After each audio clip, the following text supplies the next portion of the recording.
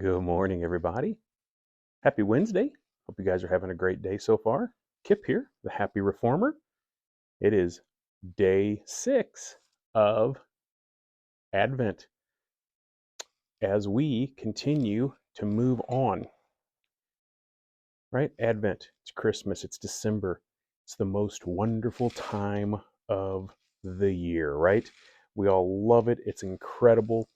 Uh, the lights, the festivities, there's seems to be a certain level of joy in the air. We love this time of year. It's wonderful. Now, when it comes to Christianity, it revolves around the birth of Jesus. And that's great. And we're going to talk about that. We're going to continue to point that out. But as we look at Advent, what I want to challenge us is, are we looking at the birth of Christ just simply as, baby Jesus versus the incarnation? And it reminds me of Will Ferrell, right? In the movie Talladega Nights, when they're sitting at the table and they're praying. He's going to pray to little tiny infant Jesus. And his wife's like, he did grow up and had a beard and da da da. And, and he's like, I like baby Jesus the best. In his golden diapers and fleece diapers and all that kind of stuff. It's a funny scene. Baby Jesus. We love baby Jesus. I love baby Jesus too. But what about the incarnation? Is that the point of what we're doing? It's the incarnation more so than just the birth of baby Jesus. The birth of baby Jesus is so much larger than a baby being born to a virgin in Bethlehem. It is about the incarnate word entering into our humanity.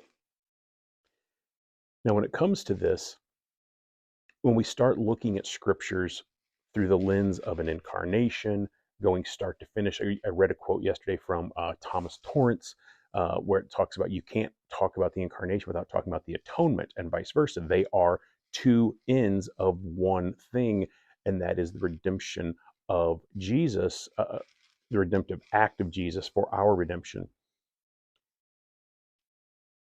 We have to understand, as I mentioned, this all has to be seen through a Christological lens. We have to see through the lens of Jesus. If we're not viewing the Old Testament, if we're not viewing Revelation, if we're not viewing any of these things through a Christological lens, then we're probably going to miss the point a little bit. And when we're not viewing it through a Christological lens, then we end up with all of these manipulative, secretive, cultic practices that divide us by our denominations or our sects or all these things, because we're not viewing it through the Christological lens, the totality of Christ through the scriptures. Which again then boils us down to the aspect of the Trinity and the Trinitarian life. Teaser, tomorrow we're going to just touch just for a minute in these short videos on the Trinity, and then Trinitarian life and what that means and looks like. Because for my opinion, it is going to be very difficult to have an appreciation, understand the impact of the incarnation without understanding the Trinitarian life. We're going to get into that tomorrow. But for today, understand this. It is the most wonderful time of the year. And whether it's sweet baby Jesus or it's the incarnate word, let us always view Scripture through a Christological view to help us understand and see all that this season truly means. A morning meditation, Advent Day 6. We'll see you guys tomorrow. Cheers.